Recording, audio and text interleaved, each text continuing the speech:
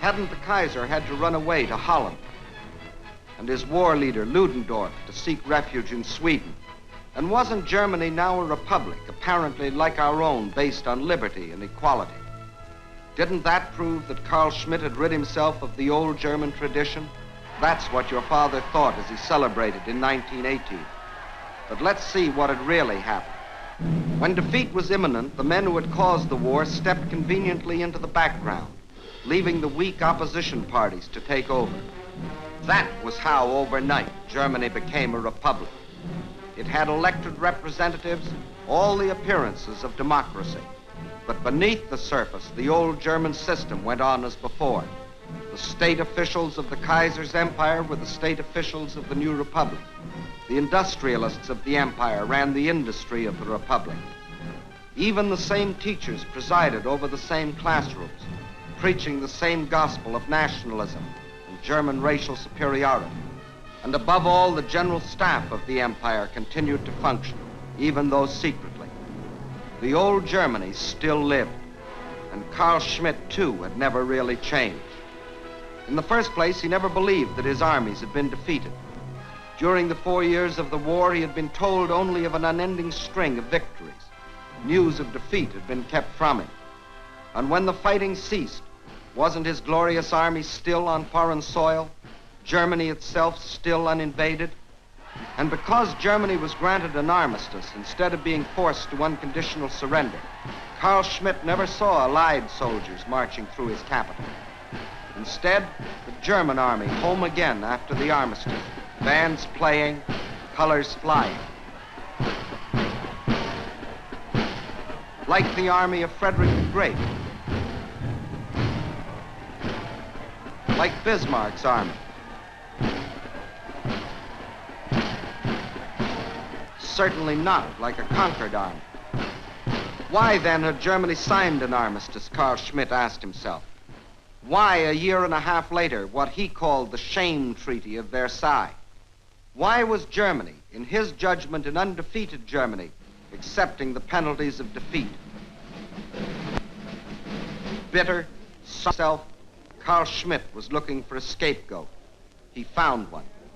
The one the German war leaders had always planned that he should find. Carl Schmitt never blamed the men who had caused the war. Instead, he blamed the men who had signed the peace. Thus, in Carl Schmitt's distorted thinking, the ill-fated German Republic meant a bunch of traitors that had stabbed the fatherland in the back. And the general staff, the great landowners, the industrialists, the state officials smiled contentedly. Not only had they escaped blame themselves, but they had smeared the idea of democracy in Germany. It was a blow from which it would never recover. Carl Schmitt would go back to the old tradition, the tradition of Frederick and Bismarck and the Kaiser, the tradition of militarism and war. But wasn't the Versailles Treaty designed to prevent Carl Schmitt starting another war, even if he wanted to? By this treaty, the Germans agreed to disband the general staff, to limit their army to 100,000 men, to hand over their fleet, to demilitarize the Rhineland and coastal fortifications. They bound themselves never again to build an air force or submarines.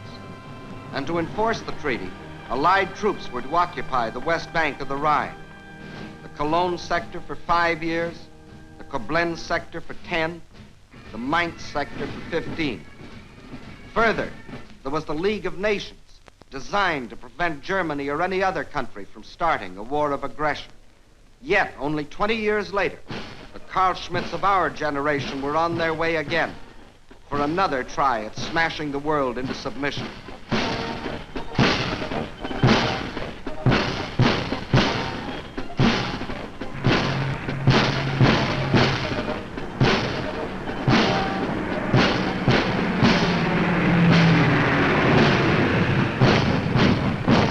How was Carl Schmitt able to rearm so quickly?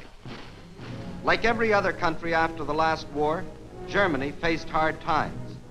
But in Germany, careful manipulation made its results much worse for the millions of Carl Schmitts. Inflation made clever financiers rich and canceled the huge debts of the big landowners. It broke Carl Schmidt.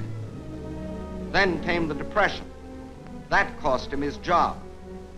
So hunger was added to his resentment and bitterness. This was the moment for which the unholy quartet had waited. Now the militarists, the landowners, the state officials, the industrialists emerged from their self-sought obscurity. Their plans were ready. Now they went to work. "What is the cause of your troubles?" shouted Schacht of the Reichsbank. "The Treaty of Versailles." "Who signed the treaty?" asked the reactionary newspapers. "The Democrats." "And why are you starving?" said Krupp, the munitions king. "To pay for reparations." "Who started the war?" said the Crown Prince. "The French." "Who lost the war?" asked Hindenburg. "The Democrats, the Communists, the traitors." And Carl Schmidt listened. He was hearing the story he wanted to hear. He was a victim of a vast conspiracy, he told himself. The world was against him. Once again, he was being taught to hate. Once again, he was thirsting for revenge. And revenge was possible because the world allowed him to tear up the Versailles Treaty, clause by clause. Instead of enforcing it, we Americans refused to sign it and withdrew our army of occupation after only 9 months. The British, even though Germany was consistently violating it, pulled out after 5 years. The French made one final attempt to enforce the treaty and marched into the Ruhr. But this made them so unpopular in a world drenched with heartbreaking German propaganda that they withdrew sullenly behind their Maginot Line. Now, let's see what would have happened had the treaty been enforced. Without a general staff, Germany could not have planned World War II. From a demilitarized Rhineland, she couldn't have attacked France or the Low Countries.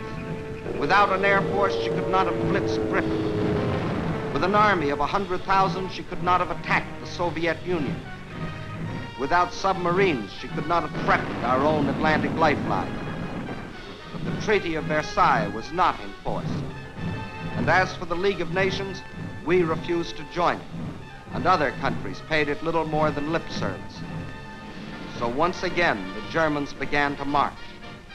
Not in the open at first, but on disguised drill fields, masquerading as patriotic veteran organizations, or as the so-called Technical Auxiliary Corps, ostensibly formed to help in case of strikes, or as Einwohnerwehr, vigilante groups claiming to protect the citizens against communism, or in school, simply under the name of calisthenics, but always under the supervision of army officers.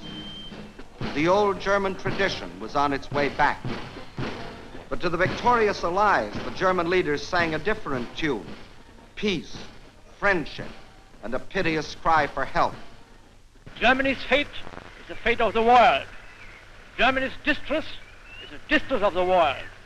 The prosperity of the individual nations is the prosperity of all.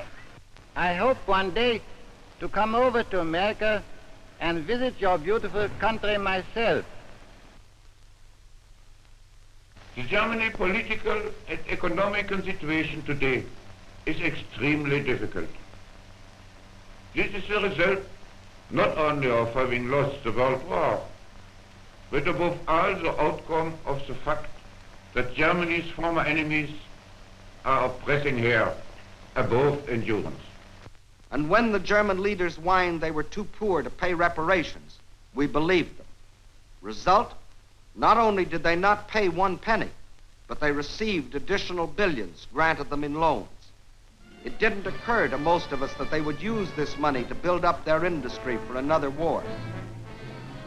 We began to sympathize with Carl Schmidt. Why should he suffer because his father started a war? Maybe the Versailles Treaty wasn't fair. Maybe the French had been too tough. Or maybe it was the British. Or maybe Wilson wasn't very practical. Once again, we were determined to see only the pleasant side of the German character. This clean and tidy people. This musical people. This industrious people. This historic country. This beautiful country. But behind this peaceful facade, the Germans prepared again for aggression.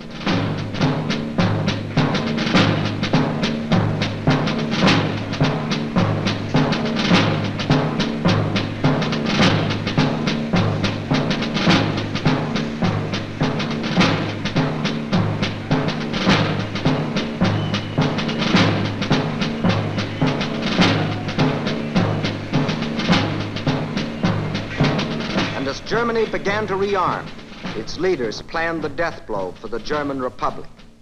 True, they had already taken it over for their purposes, installing the aged von Hindenburg as president